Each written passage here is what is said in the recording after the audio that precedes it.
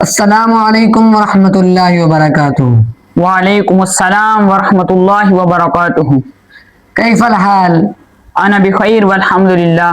व कैफ अंत या अखी? वाना अयदन अल्हम्दुलिल्लाहि बिखैर। اليوم نحن نتكلم حول مسائل الطهارة وبعد مسائل الصلاة. طيب ما شاء الله. يا أخي أنا أسألك وأنت تجيب. تفضل تفضل. يا أخي عرف العبادة، أي ما هي العبادة؟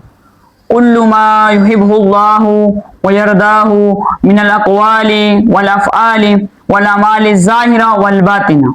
طيب ما شاء الله. يا أخي ما هي الطهارة؟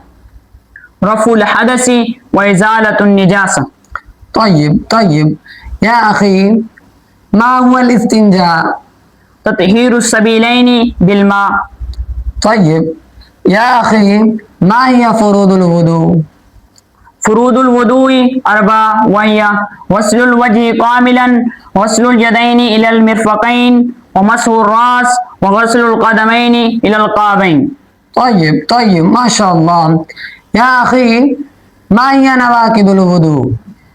نواقض الوضوء هي الخارج من السبيلين كالبول والغائط والريح وزوال الأكل بنوم أو غيره.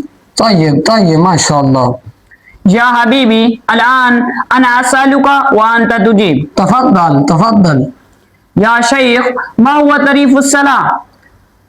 أفعال وأقوال مخصوصة مفتتحة بالتكبير ومختتمة بالتسليم. طيب ما شاء الله. يا حبيبي كم صلاة تجب على المسلم في اليوم والليلة وكم ركعاتها؟ الصلاة المفروضة على المسلم 5، وهي الفجر ركعتان، والظهر 4 ركعات، والعصر 4 ركعات، والمغرب 3 ركعات، والعشاء 4 ركعات. طيب ما شاء الله. إلى اللقاء.